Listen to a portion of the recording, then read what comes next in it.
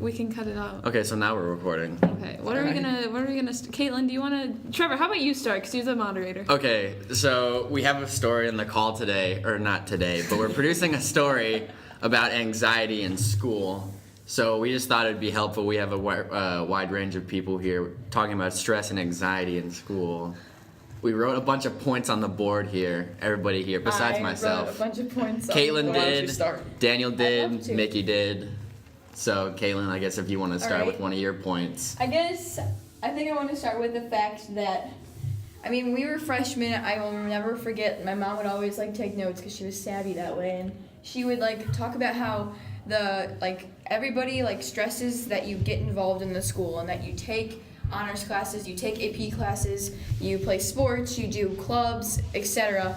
And so then if you have these kids that want to do everything, then they go and they get involved and they take all these classes, and then it gets to a point where it's unhealthy because they staying up late every night and they're being involved. They don't get home till 10 o'clock every night, and they're up till homework till 3 in the morning doing homework, and then they're sleep deprived. And I just feel like if they tell you to get involved, they stress it so much, but they don't tell you the cost and the price that you're gonna pay for it. I agree. I think when you do that though, you need to know, as you go on, you learn what you like to do and what you want to do when you grow up. So I never understood the kids who took all the AP and honors things that they could. That is so bizarre to me. You're not gonna be a scientist, and an English major at the same time. Learn your priorities. And same with clubs. If you're not really passionate about it, don't do it. Sports are different. Those are only for a little bit, but I don't know. Well, I don't plan to do a history major, but sometimes it's if you enjoy English. But if you enjoy science and I enjoy then it's history. easier for you. I think it also has to do with the challenge, though. It's if you're in a regular class and you know that you can excel in something more, and you want to be challenged a little bit, you go a little bit above what you can do. But then I don't understand the kids who complain about that afterwards. Yeah, and the kids who, when they don't get an A in that class, they're trying to challenge themselves. They get really mad. I don't get that. You brought up another point. If just say it's me, it's fine. Yes, Trevor? you have a few other points written up there. Just a few. I don't know. I don't know what motivates me exactly. I think a lot of it's because I don't know what I want to do when I know a lot of people older, like that. at all. And the problem is most that people are like that. It's a lot of people know what they're good at, though. They know what they like to do, and they can at least hone in on that. I don't even feel like I have that foundation. I feel like I have such a wide range of things that I want to do that I like, but I'm mediocre at everything. So it's well, does that make sense? I see you as more of an English and social studies kind of person. I can't imagine you doing a lot of. Are you an honors bio? Yeah. I like science. Math is not. I'm not I like science too, but I freaking hate it at the same time because what are numbers? What I know. I feel the same way, except the opposite for me. I don't know. There's just, I feel like there's too broad of a spectrum for me right now to hone in on one thing that I could say, I know that I'm going to go into this and I'm going to take these classes for it, which is why I take such a wide variety of them, because I'm trying to figure that out. But it's I'm already in my junior year, and by next year I kind of have to know what I'm doing, and I don't. And I also feel that the school here, they are terrible at conveying information about college and about tests and about the ACT and stuff like that. I just feel they generalize it and they say it once and then expect you to remember it, and then there's so much more that goes into that there's you want to set your priorities straight, but it's if you don't even know what your priorities are, it's so hard to figure them out. I've visited other schools, and one that I went to, Central High School in the city, they have a mandatory ACT prep for every kid. Every kid has to take that class in their schedule. And I think Webster does that too. Yeah. I think they have mandatory. I think the other problem is time, especially for kids that don't have IPs or study blocks, which and it's hard for kids that are involved in call and then because they don't have time after school and stuff.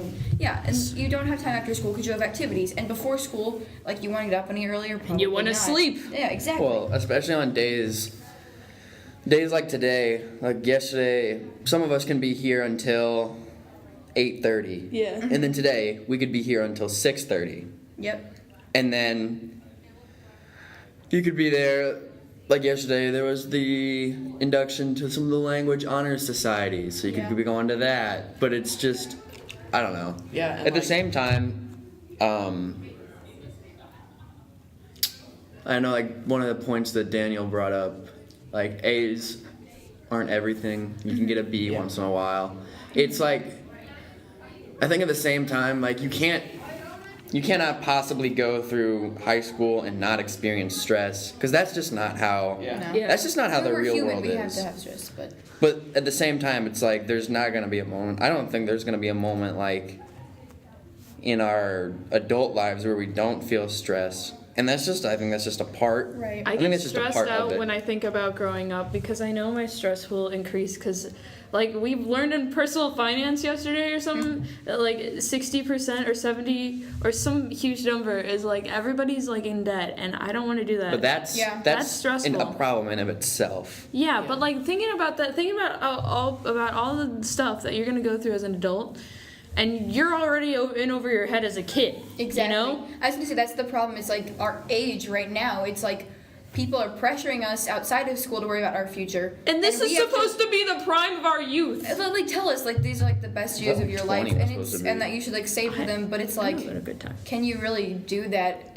Like, you know what I mean? Like, I don't know. I feel like there's parts of that are true because you're still sheltered here, but like in a good way. You have freedom. You're still independent. But You have like a it's safety that net first to fall taste into. of it. Exactly.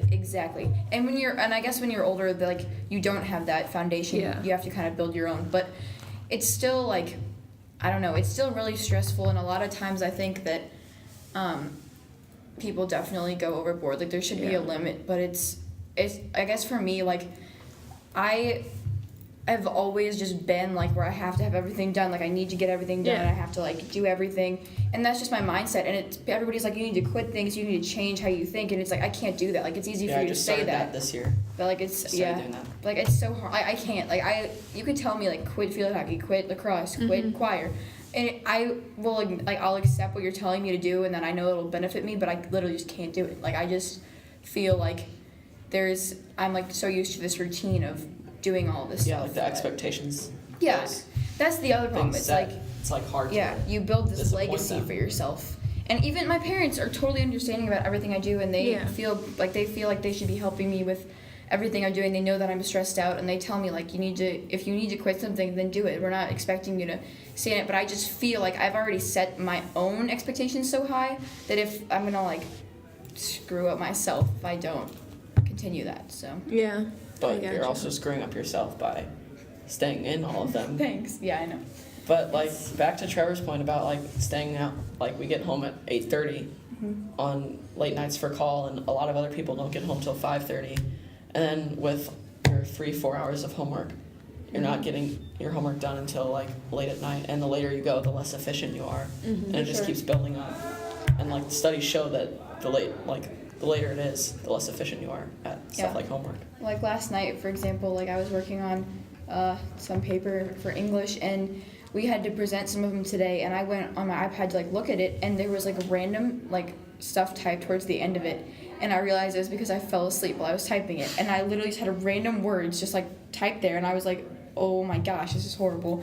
And at that point last night, like when I was falling asleep and drifting off, I was like, screw it, like I can't stay up any longer, I have to go to bed. And I think I can relate this to when we went on JEA for DC. I don't know how, well, I guess not all of you went. None of you went. Wait, okay. Well, so when I went, I guess when I came back, on Sunday I knew I had a lot of homework because we came back Saturday night. And I knew I had homework to do. And I stayed up and worked on it till 4 in the morning. And I knew that wasn't healthy of me to do it. I shouldn't have done it. But I did anyways because I had that mindset going. And so I got 2.5 hours of sleep. And when I woke up, I didn't even feel like I had slept. So I was fine. Like, I felt energized, and by like the 3rd hour of the day, I was dead and I couldn't function. And then I get all this other homework thrown at me, so I have to stay up late Monday night to get it all done.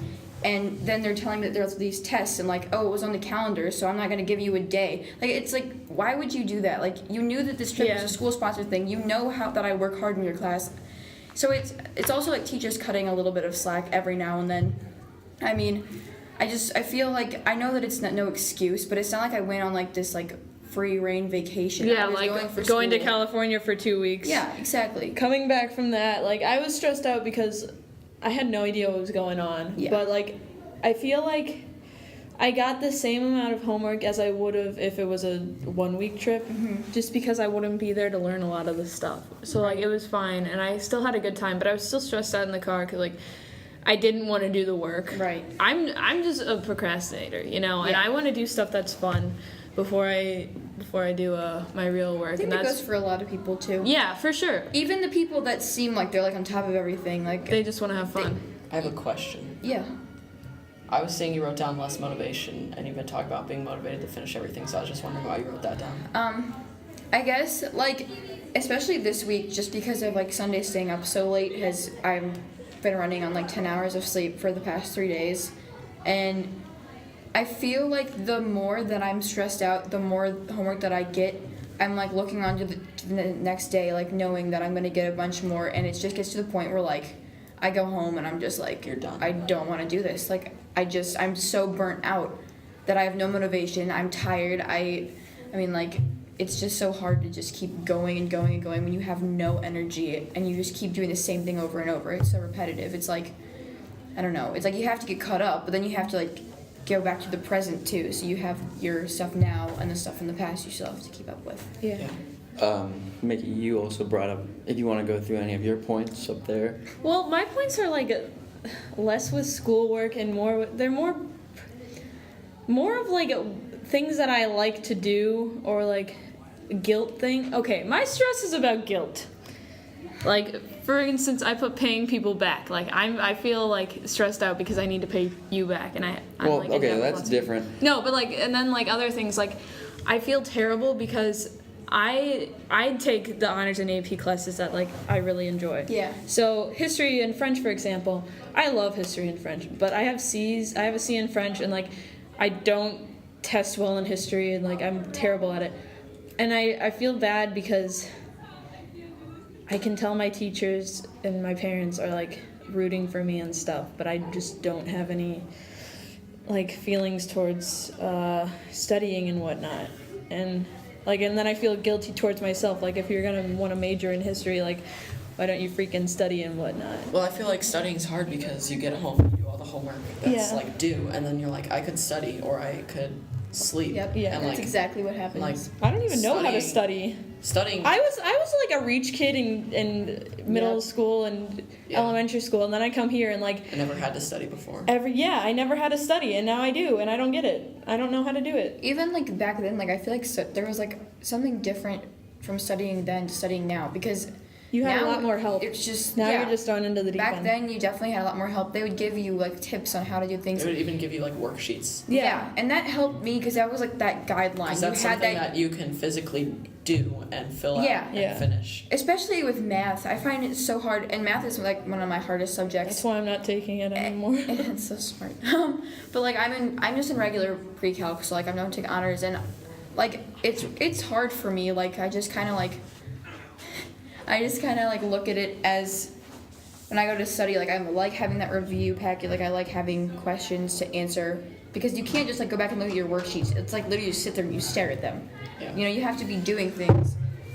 I don't know. Well, I think that also depends on the teacher, because I know personally Miss Tomlinson, Yeah. who is For my pre-calc teacher, honors she pre-calc, goes, we she get gives like sheets and stuff. practice quizzes. Yeah, we get those. And like practice quizzes is like she lays them out like just like the test will be, so it's not like And you don't get I that think- horrible feeling like when you look at the test and it's just like I have this Yeah. like it's like Yeah. the format, and it's just like helps because I For mean sure. a practice quiz, it's like it's what's gonna be on the test, but like it forces you to look at the problems in a way that like homework's different, because like you look at the notes and stuff, but with a practice quiz it's like it forces you to look at the tests and the problems like in a different light For sure. for the first time, aside from instead of looking at the actual test in that way for the in that light for the first time.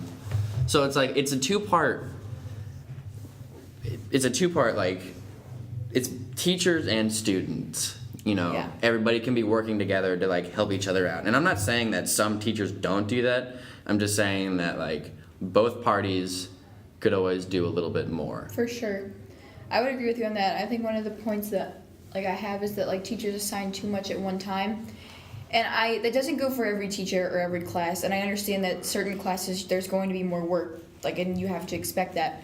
But I think that teachers, there's always been this argument where like teachers take so much time to grade things. They tell you they're going to be graded by one day and then they're not, and they're like, oh, I'm going to have to give it to you next week. And then that day comes and they haven't graded it yet. Whereas we're expected to have things turned in every single day on time. You get in trouble if it's not turned in. And I feel like there still has to be some sort of expectation for teachers too. Like there's a student expectation that we have to have our work done. We should be on top of things. And I think that teachers should be too. But there has to be room for mistakes as well. Like they have to accept our mistakes and we have to expect theirs. So I don't know. Well, like both parties, it's just something that like, I don't know. It's a weird conundrum. Yeah. That I feel like. The great word, conundrum. I don't know. It's. I think it's gonna be one of those things that is gonna be unsolvable. I think that for me, I notice a problem is that I'm involved in sports, choir, call, and then school, and I feel like every kind of adult or supervisor within those different things, they all expect one thing to be their thing to be my first priority. But it can't always be that. For sports, they get mad at me if I have a choir rehearsal that I have to go to. And for choir, they get mad at me if I have a trip that I'm going on for school. And I don't think that's right. It's like everybody gets the chance to be involved, and if I'm making a commitment to them, it's not like I'm choosing to leave. I have other things that are more of a priority at that time. But it doesn't mean that I'm like not dedicated. Does that make sense? Yeah. You know, like I have to prioritize school and homework so that I can get that turned in and get good grades so I can graduate. But then also with my extracurriculars, I have to prioritize those too. So if I make one my first priority than the other, then there's always somebody that's going to be mad. And it makes me mad. It just makes it harder for the person involved because they have to make harder decisions.